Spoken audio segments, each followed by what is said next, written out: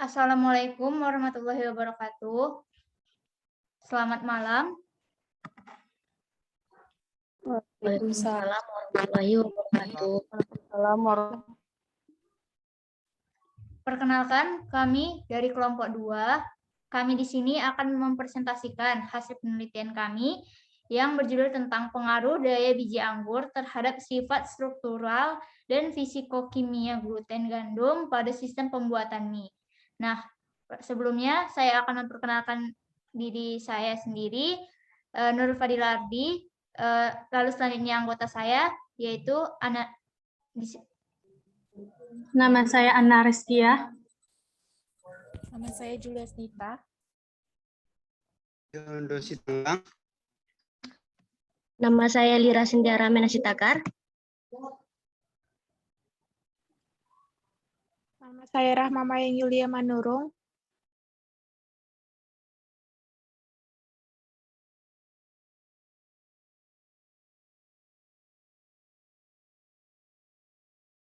Nama saya Siti Rahma. Nama saya Septi Bella Simamora. Baik, selanjutnya akan saya share screen hasil PPT kami yang bagian pendahuluan akan dijelaskan oleh Maya.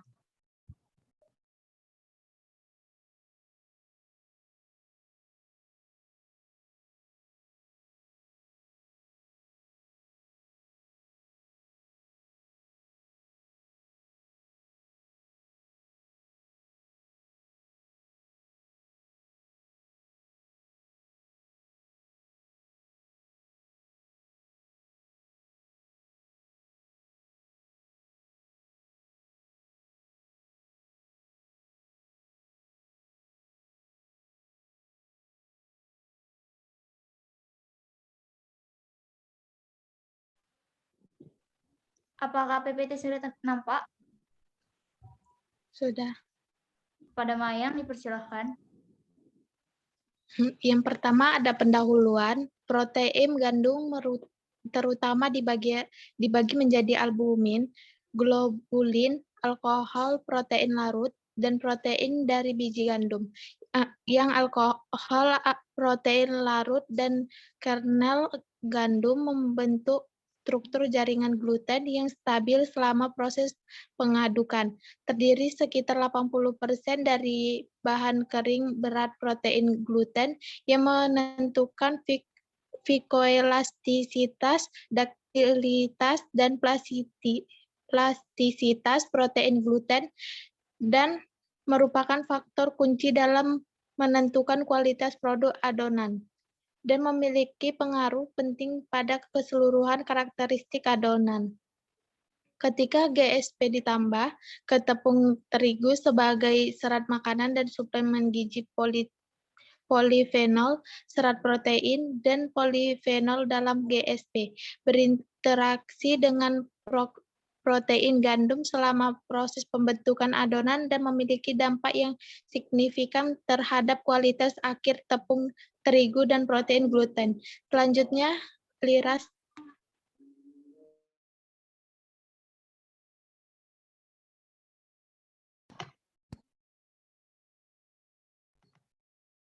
Baik, selanjutnya, produk gandum menonjol sebagai makanan pokok tradisional dalam keseharian kita, makanan serta menempati tempat pentingnya dalam hal produksi dan konsumsi di seluruh dunia.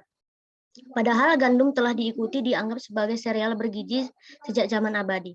Banyak nutrisi yang hilang atau berkurang selama pemprosesan gandum dengan meningkatkan presisi yang sudah tidak sesuai lagi untuk memenuhi kebutuhan konsumen akan makanan nutrisi seimbang. Sifat varinograf adonan adalah salah satu yang paling indikator penting untuk mengevaluasi kualitas produk gandum. Sifat reologi adonan selama pemprosesan, ketahanannya terhadap pencampuran dan kekuatan gluten.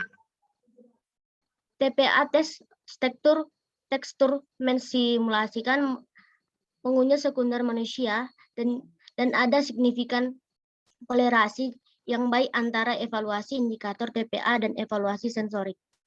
Protein gluten sebagai besar terdiri dari gluten dan alkohol, protein larut di mana berat molekuler tertinggi di gluten gandum.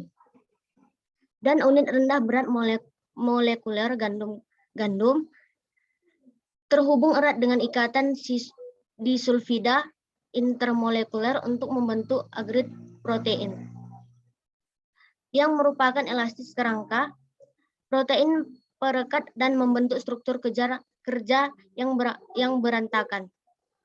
Kandungan sulfhidril gratis dari adonannya adalah karena itu digunakan untuk mencerminkan stabilitas dari retikulasi gluten dan kualitas mie.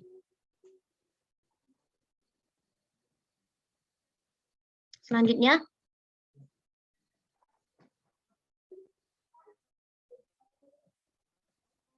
baik, selanjutnya ada metode dan material. Bagian pertama akan dijelaskan oleh saya sendiri. Apa-apa aja sih sampel dan reagen dalam penelitian ini? Yang pertama itu ada L-cysteine 5,5 dithiobius atau biasa disebut 2-nitrobenzoic acid atau bisa juga disebut dengan DTNB. Lalu ada tris, ini adalah reagen, tris, glisin, SDS, acetic acid, KBr, NaCl, dan etilen diamin tetraacetic acid atau biasa disebut dengan EDTA.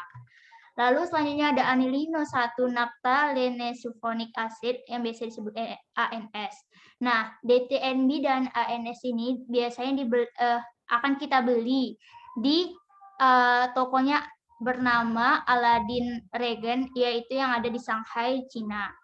Sedangkan tris, glisin, SDS, acetic acid, KBr, NaCl, dan EDTA itu akan dibeli, ini juga termasuk reagen, ini akan dibeli di Sinopharm Chemical Reagen di Shanghai, Cina juga. Lalu yang terakhir itu ada tepung gluten tinggi dan biji anggur. Tepung gluten tinggi ini apa sih? Gluten itu sendiri itu berasal dari protein. Gluten ini biasanya terdapat di biji gandum, jelai, barley, dan sebagainya. Dia ini kalau dikonsentrasikan dengan air, dia akan membentuk teksturnya seperti lengket. Nah, di tepung ini itu kita akan membelinya dengan merek ikan naga mas di Shanghai, Cina juga. Tapi kalau biji anggur, kenapa sih kita beli biji anggurnya aja? Karena kita biar bisa memastikan konsentrasi yang kita mau. Biji anggurnya ini kita beli sendiri di kilang anggur Ningxia Huahao di Yingchuan, Cina.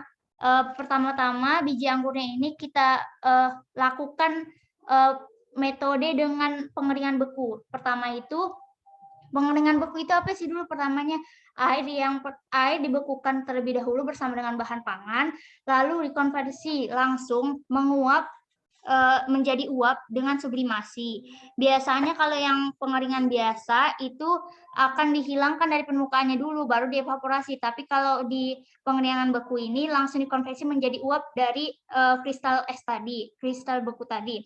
Nah, ini itu akan kita bekukan pada suhu 80 derajat Celcius minus 80 derajat Celcius kita akan bekukan pertama kali.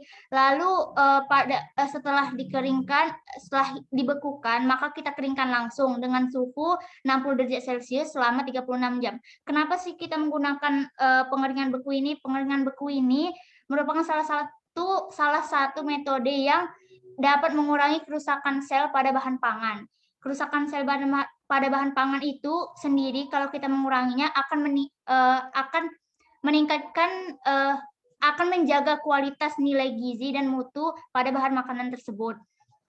Nah, tepung yang tadi L-cysteine tadi itu dia ini semua kita akan uji dengan HPLC. HPLC itu apa? HPLC itu adalah pemisahan secara stimulan asam amino, asam hidrolifik, dan senyawa netral hidrofobik lainnya. L-cysteine itu sendiri adalah merupakan komponen reaktif pada HPLC ini, HPLC tadi.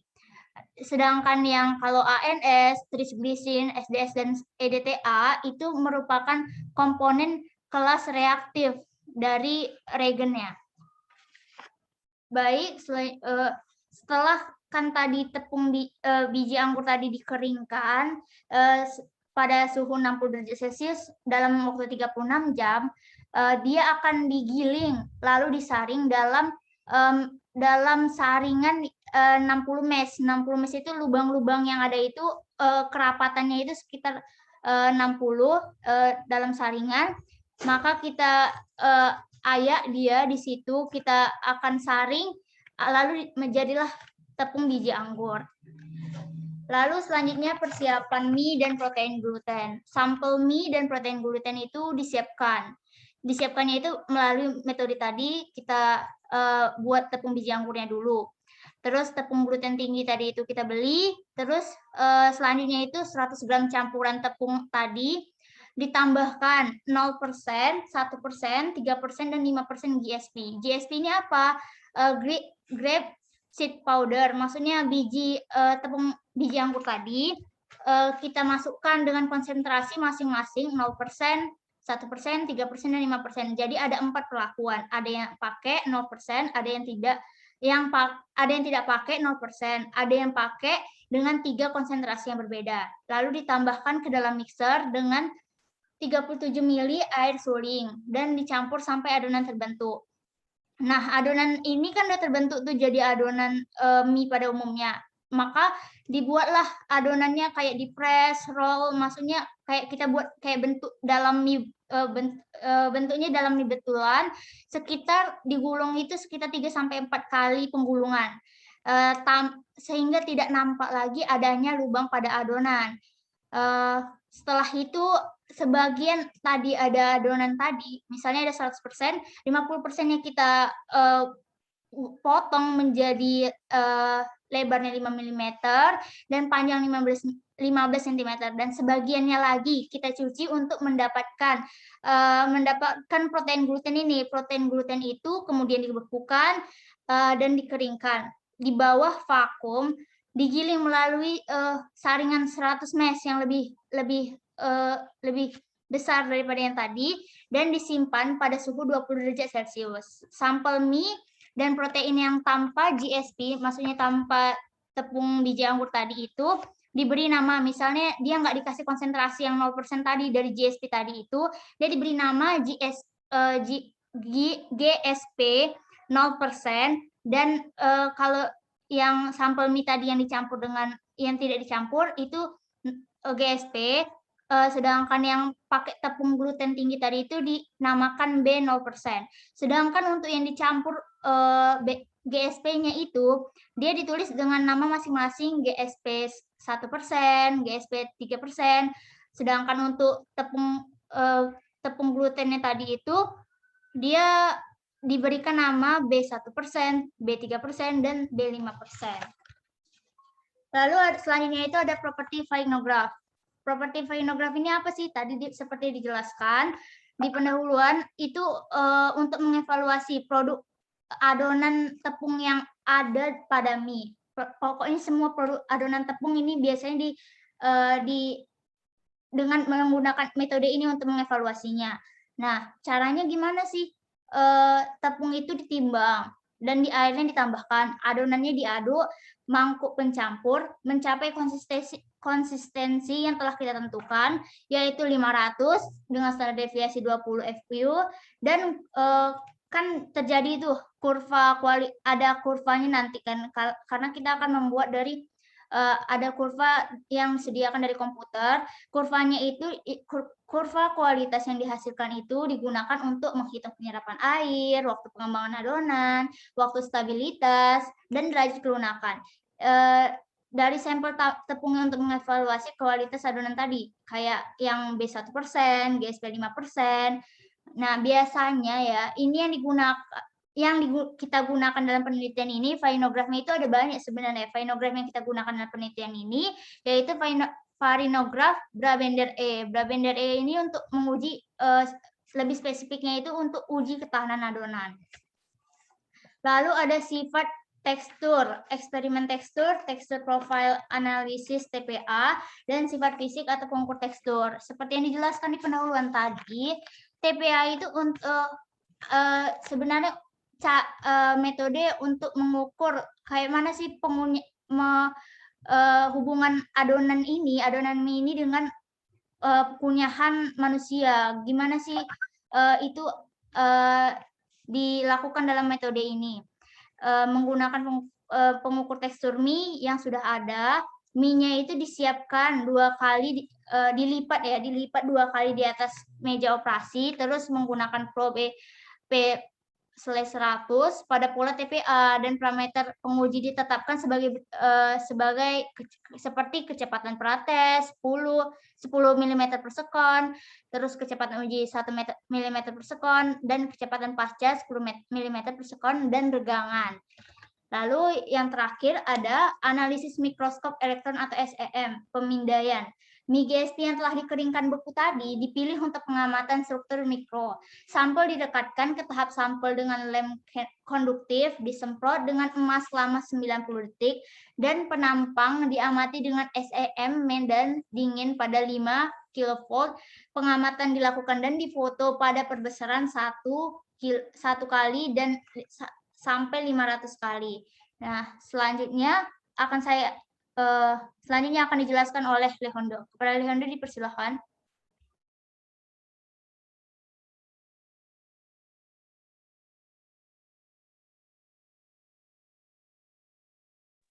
Selanjutnya yaitu analisis thermal gluten, yaitu sifat thermal protein gluten yang berbeda ditentukan oleh differential scanning calorimetry atau DSC oleh Hengwell 2018.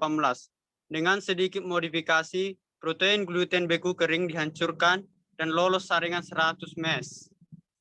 Sampel ditimbang secara akurat untuk 3-5 mg dan ditempatkan dalam wadah padat dan disimpan dalam lemari pendingin kondisi 4 derajat Celcius selama 24 jam. DSC dilakukan dari 20 derajat Celcius hingga 200 derajat Celcius pada 10 per menit, menggunakan nitrogen pada laju air 50 ml per menit. Selanjutnya, kandungan sulfihidril atau HSH gratis, yaitu kandungan gugus sulfihidril bebas dalam protein gluten ditentukan ditimbang dengan mengacu pada metode Guethel. Reaksi dilakukan pada suhu kamar selama 20 menit, terlindung dari cahaya, dan absorpsi diukur pada 412 nanometer. Serangkaian konsentrasi L-cysteine disiapkan dan nilai absorpsi ditentukan dengan cara yang sama seperti di atas. NS dinilai absorbansi sampel diubah menjadi dihidrosil bebas. Selanjutnya yaitu analisis spektrum fluoresensi.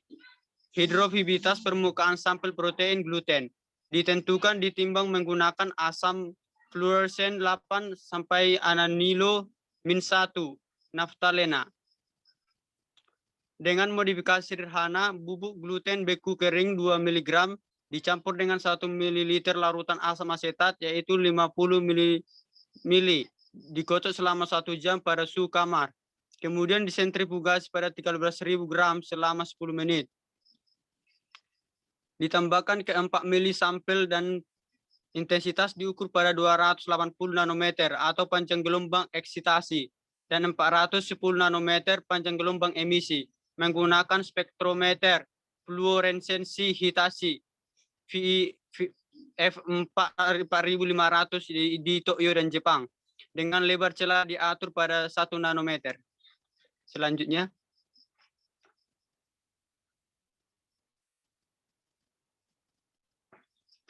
analisis mikroskop gaya atom atau AFM. Menurut Jadok dan kawan-kawan pada tahun 2011 dengan modifikasi sederhana, 2 mg sampel gluten terliofilisasi dicampur dengan 2 mili larutan asam asetat larutan. Dikocok selama 1 jam pada suhu kamar, kemudian disentrifugasi pada 13.000 gram selama 10 menit. Dan supernatan yang diperoleh diencerkan 10 kali lipat. NS larutan protein encer ditambahkan setetes demi setetes ke tengah lembaran dan dikeringkan dengan lampu inframerah. Dan morfologi permukaan protein gluten diamati menggunakan mikroskop kekuatan atom, yaitu pendapat dari Brucker dari Jerman. Selanjutnya, spektrum FTIR dan analisis struktur sekunder. Penentuan struktur sekunder dari gluten beku kering yang berbeda sampai dilakukan menggunakan FTIR dengan mengacu pada sebelumnya metode berikut modifikasi sederhana. Bubuk gluten beku atau kering pertama digiling dan diayak, dicampur dengan kalium bromida dengan perbandingan 1:100, lalu digiling dan digilingkan metodologi pemasangan kurva Gaussan digunakan untuk menyesuaikan spektrum dan residu diminimalkan dengan beberapa pemasangan untuk benar membedakan band yang berbeda. Selanjutnya, Baik, selanjutnya akan dijelaskan oleh Juli hasil dan pembahasan. Kepada Juli dipersilakan. Selanjutnya ada pembahasan dan hasilnya. Yang pertama itu pengaruh GSP pada sifat varinograf dan sifat tekstur dari mie. Berdasarkan penelitian dari Huang 2020, sifat varinograf adonan itu adalah salah satu indikator yang penting untuk mengevaluasi kualitas produk gandum, sifat radiologi adonan, selama pemprosesan, ketahanannya terhadap pencampuran dan kekuatan glutennya. Nah, di dalam pemberian di dalam sifat varinograf adonan itu memiliki pengaruh yang terdapat di dalam mie-nya, yaitu yang dapat dilihat dari kekerasannya, daya rekatnya, dan kekenyalan mie yang meningkat pada awalnya dan kemudian menurun dengan meningkatnya konsentrasi bubuk biji anggur yang diberikan tadi. Sedangkan penutup dan kelengketan terhadap tetap hampir sama dan elastisitasnya berkurang. Nah, berdasarkan pengaruh tersebut, GPS memiliki pengaruh sesuai dengan penambahan yang diberikan. Jika penambahan yang diberikan itu sebesar 1%, maka akan memiliki kualitas yang normal. Tapi jika lebih dari 1% pemberiannya, maka akan memiliki pengaruh yang lebih besar lagi. Selanjutnya efek GPS pada struktur mikromie. Nah, di dalam pemberian GPS tadi itu ternyata memberikan efek terhadap struktur mikro dari mie-nya, yaitu dalam penambahan sebesar 1% dapat menunjukkan jaringan gluten lebih padat yang dikarenakan kandungan lebih banyak protein, selulosa, dan polisakarida yang dapat lebih baik mengisi struktur jaringan protein dari gluten tersebut. Selanjutnya, dijelaskan oleh teman kita. Selanjutnya,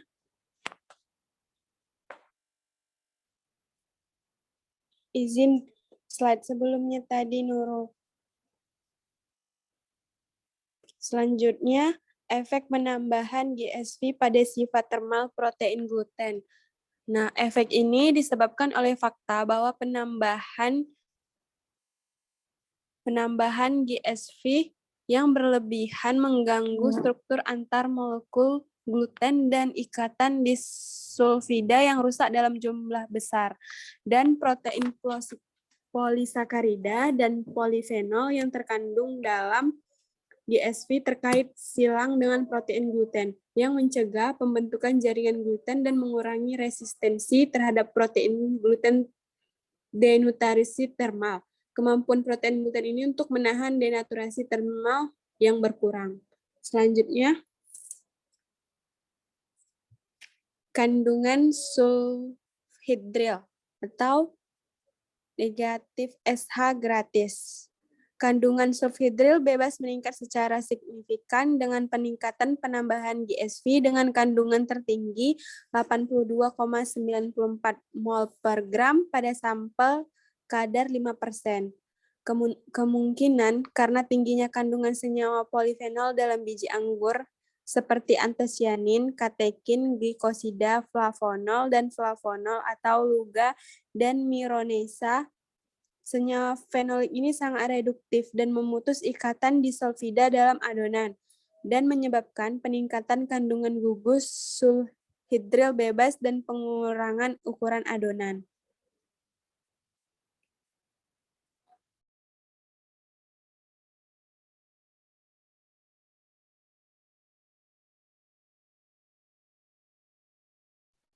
Selanjutnya ada analisis spektrum fluorensi emisi ekstrinsik. Residu asam amino hidrofobik yang terkandung dalam protein gluten bertanggung jawab untuk agregasi protein melalui interaksi hidrofobik, di mana ini membentuk agregat protein dengan berat molekul tinggi dan meningkatkan interaksi protein antar molekul, dan meningkatkan kualitas mie dan protein gluten. Beberapa residu asam amino hidrofobik yang terpapar dipolimerisasi ulang dengan molekul protein atau protein lain dalam GSP, polifenol, dan selulasa. Melalui ikatan hidrogen dan ikatan hidrofobik ini dapat menghasilkan pembentukan agregat protein yang baru. Selanjutnya.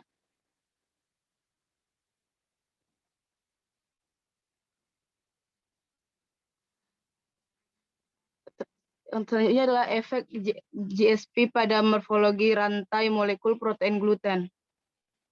AFM merupakan alat visual yang memiliki keunggulan diterapkan untuk menentukan rantai molekul melalui molekul protein pada tingkat ukuran molekul tanpa merusak sampel. Penelitian kami ini, AFM digunakan untuk menganalisis morfologi protein gluten pada mie dan menambah GSP yang berbeda. Struktur jaringan fibrosa ditingkatkan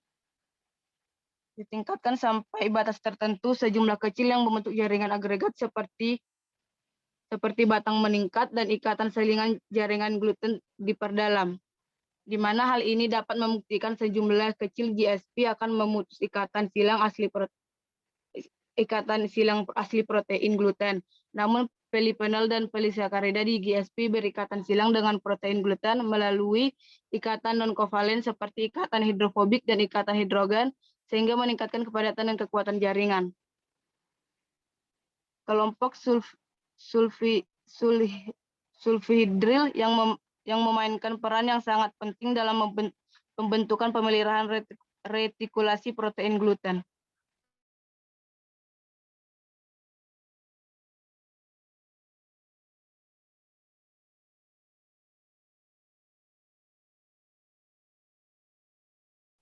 Efek penambahan GSP pada perubahan struktur sekunder protein gluten.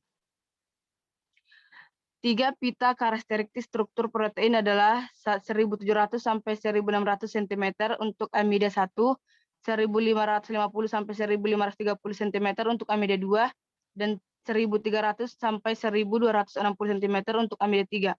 Persentase turun tertinggi terdapat pada struktur sekunder protein adoman mie, diikuti oleh fold, random coil, dan helix.